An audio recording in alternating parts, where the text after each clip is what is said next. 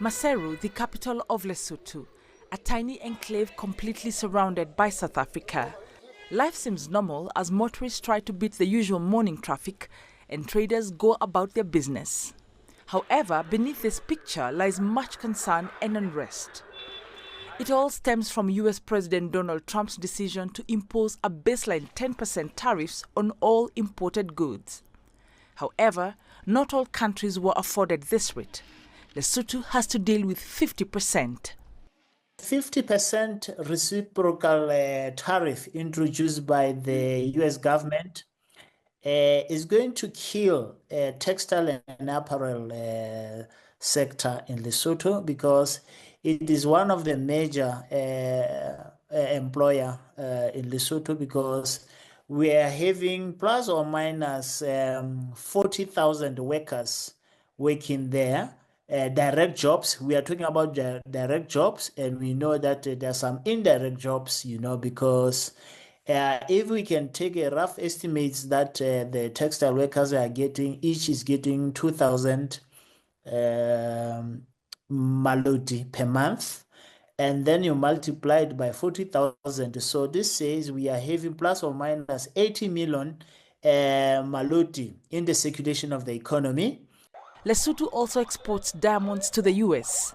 According to Oxford Economics, the textile and mining industry exports totaled to $237 million last year.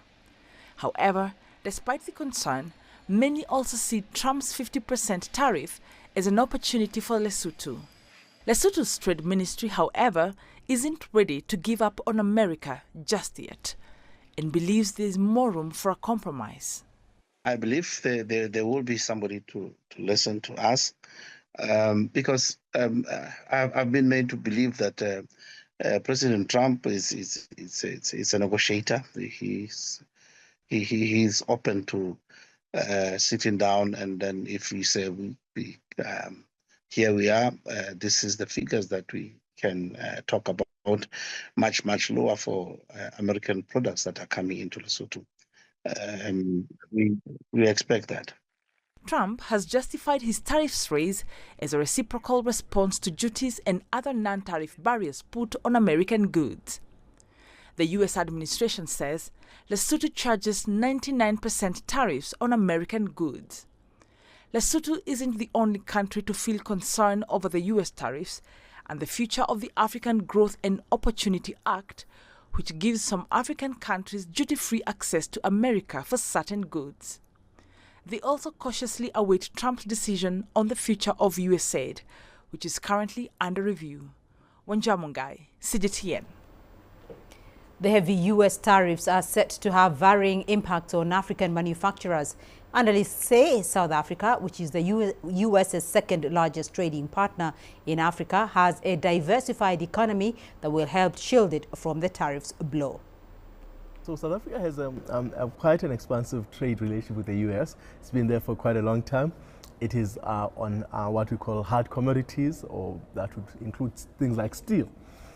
Then soft commodities, that would be, as you say, agricultural products, that would include citrus, grapes, and all of that. But also export many other products. We know we export to the US cars, for example. So that sector. So all of these sectors are sectors that are quite key to South Africa, that are quite important, and that will be affected. I mean, smaller countries are probably the most hit because part of their issue is also the way that they're very concentrated industries. So they're not very well diversified economies. So smaller countries will have, for example, kind of like this, a particular manufacturing sector that may be very focused, say, to textiles, and then you don't see a lot of anything else, as opposed to South Africa that is quite a diversified group of exports, and those are diversified into different kinds of countries. So your dependence is not as limited, and those countries are going to be hurt more.